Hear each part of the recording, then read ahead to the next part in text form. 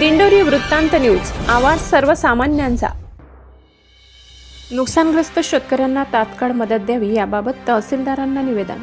दिंडोरी तालुक्यात पाऊस मागील 6 महिन्यापासून सतत सुरू असलेल्या शेतकऱ्यांच्या शेती पिकांचे मोठ्या प्रमाणावर नुकसान झाले आहे। या नुकसानीचे शासन स्तरावर पंचनामे देखील झाले असून अद्याप शेतकऱ्यांना दिवाळीच्या आत नुकसान भरपाई मिळणार होती, परंतु कुठल्याही प्रकारची शेतकऱ्यांना नुकसान भरपाई मदत मिळालेली नाही।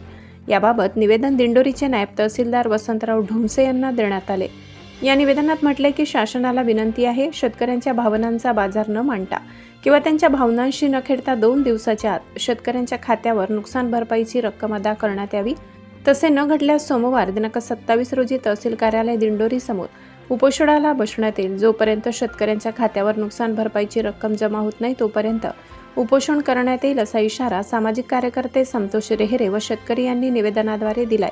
दिंडोरी वृत्तांत न्यूज कार्यकारी संपादक बापू चव्हाण, दिंडोरी।